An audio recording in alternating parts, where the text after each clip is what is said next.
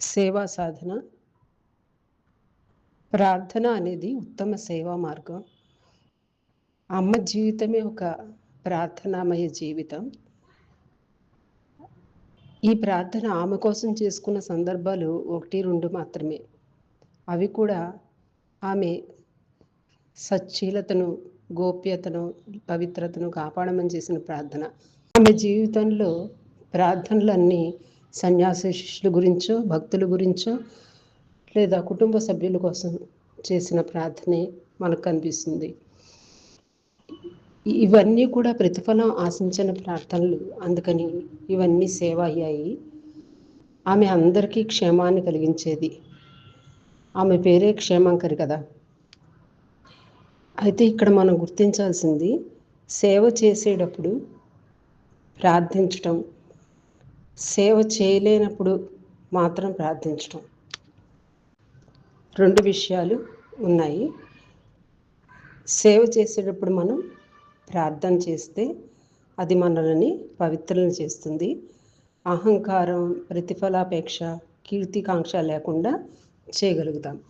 ఈ విధంగా సేవించడం వల్ల భగవంతుని కార్యం మనం చేయగలుగుతున్నాము అనే ఆనందం, మనతో చేయబడుతున్నందుకు తృప్తి కలుగుతాయి. ఇక సేవించలేని పరిస్థితుల్లో మనం చేసే హృదయపూర్వక ప్రార్థన తప్పక ఫలితాన్ని ఇస్తుంది. అమ్మ ప్రార్థనలు ఎంతో నిశ్శబ్దంగా మానవాళికి మేలును చేకూర్చాయి. అమ్మ ప్రార్థన వల్లే సంఘ ఆవిర్భావం అయింది. ఇది మన అందరికీ తెలిసినదే. అలాగే శ్రీరామకృష్ణులు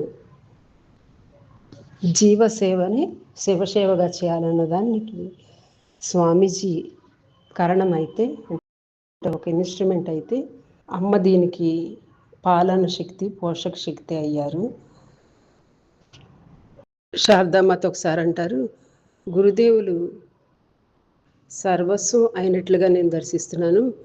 ఎటువైపు చూసినా ఆయనే ఉన్నారు. గుడ్డి మనిషి ఆయనే, కుంటి వ్యక్తి ఆయనే, ఆయన తప్ప మరెవరూ లేదు. సృష్టి అంతా కూడా ఆయనే సర్వమై ఉన్నారు. ఆ విషయం నేను గ్రహించాను. నిజానికి బాధలు అనుభవించేది జీవులు కాదు, ఆయనే అనుభవిస్తున్నారు. అందువల్లే కదా ఎవరు వచ్చి విలపించినా వారిని నేను లేవనెత్తవలసి వస్తుంది అంటారు.